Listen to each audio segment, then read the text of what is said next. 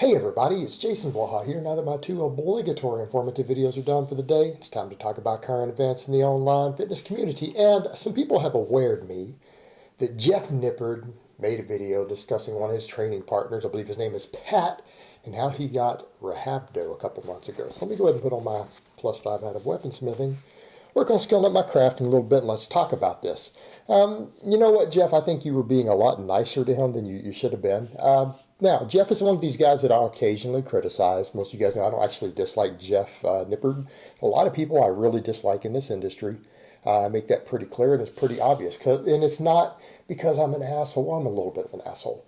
It's because the majority of the people in this industry are con men who are literally trying to rip people off. That is largely what the fitness industry is about. That's 80% of the industry, maybe 90%.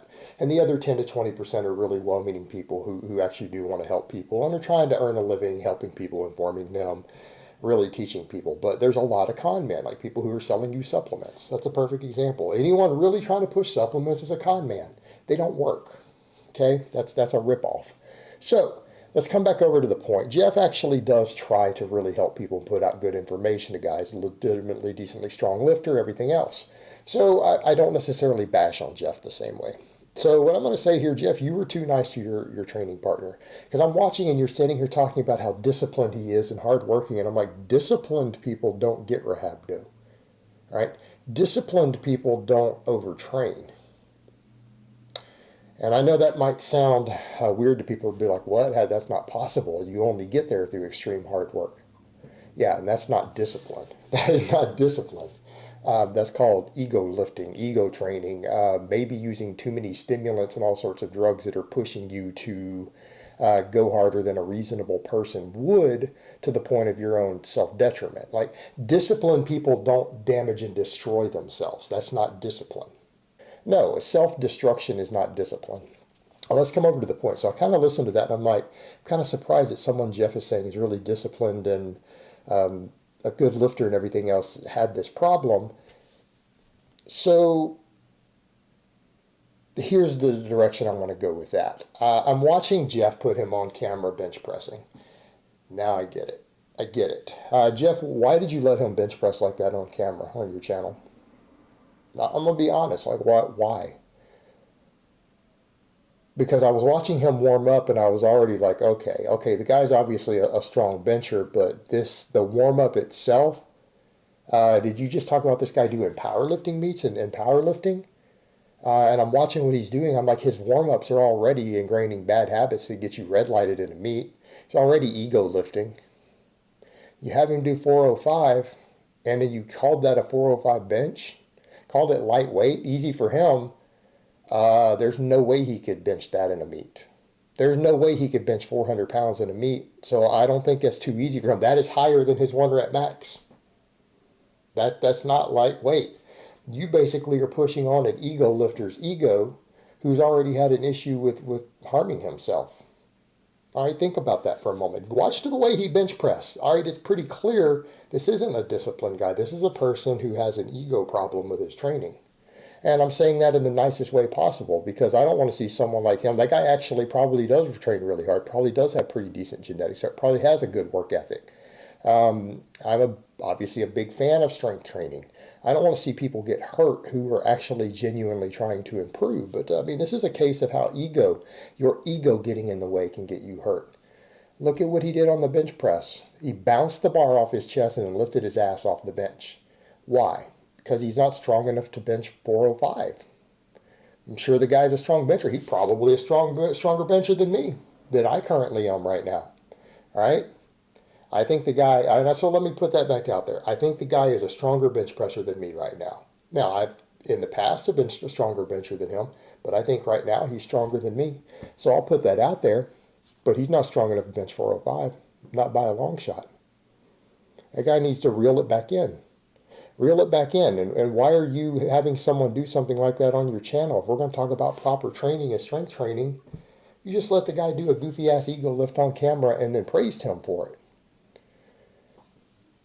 You don't think it's the same sort of ego mindset that we're seeing right there that he took into his training that gave him Rhabdo? All right, you get overtraining syndrome. You get rhabdo, you get things like that by not having proper fatigue management in your training programming, right? That comes from not having a well thought out plan. And I'm not saying people shouldn't train hard. I'm not saying people shouldn't use very large amounts of volume. You know, there are training programs that call for you to do 20 sets of squats every single week. I actually do a pretty good amount of volume right now, and I'm working my own volume up.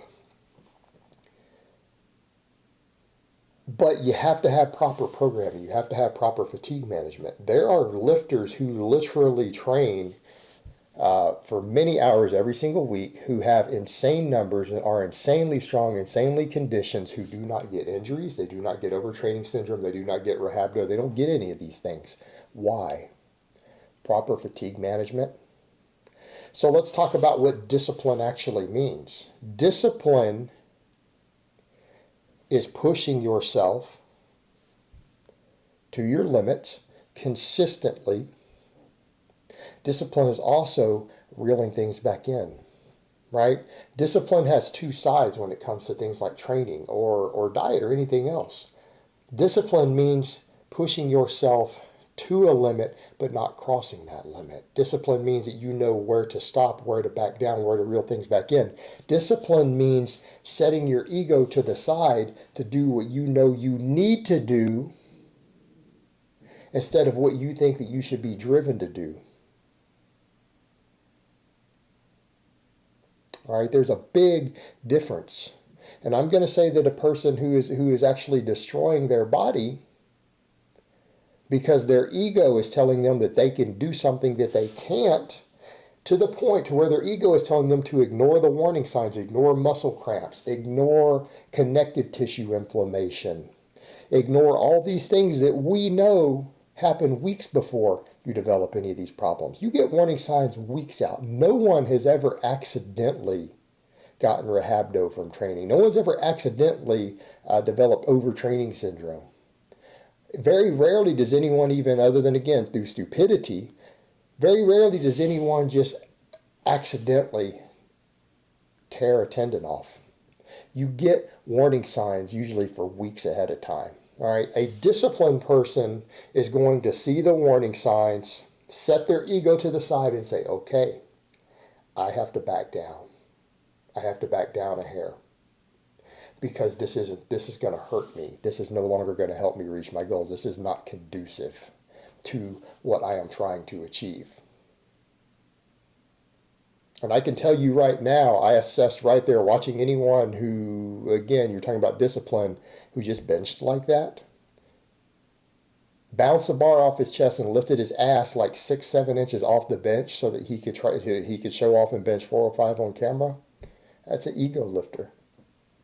All right, I can tell you why he got rhabdo, because he can't set his ego to the side. He's not disciplined enough. He's disciplined on the strength, the motivating himself in, being strong enough to push himself forward in, obviously, pushing himself forward. But he's not disciplined enough to know when to back off.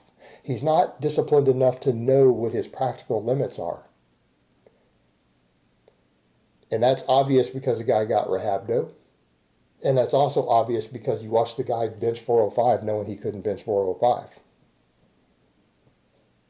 He knows damn well he's not strong enough to do that way. You know he's not. You just watched. Come on. Ego will get you hurt. Ego will get you hurt training. Not following what you know is proper fatigue management in your program, particularly if you're going to push a lot of volume. When we start getting into very, very high volumes of training, which are very effective, you damn well better have a plan for fatigue management. You better think these things through because they matter. They matter a lot. As you just saw with this guy, having to go to the hospital for rhabdo. All right, that's not discipline. That's letting your ego get in the way, and that's letting your ego hurt you. And let's come back to the other point. Again, talk about him dieting down to really low body fats and staying there and then pushing himself. There's another reason I say bodybuilding is stupid. Bodybuilding is stupid. Competing in bodybuilding is stupid. And if you do it, you're probably not concerned with your own health and fitness. There you go. More examples of it. So the question I've got to ask, if the guy is pushing himself so hard that he's getting rhabdo while dieting down bodybuilding lean, what drugs is he using to motivate himself to push himself harder? And even if you say pre-workouts, I'm going to go back and say, okay, well, pre-workouts aren't good either. You guys know my stance on pre-workouts. I don't like them. I don't think people should take them. I don't know. Maybe that's part of the situation. But the point is, another example of lack of discipline regarding fatigue management, ego lifting, dieting down too lean and trying to stay there. These are problems, guys. These are problems. All right, guys, well, that's really all I have to say on that today. I hope it's been informative, and I will talk to you guys next time.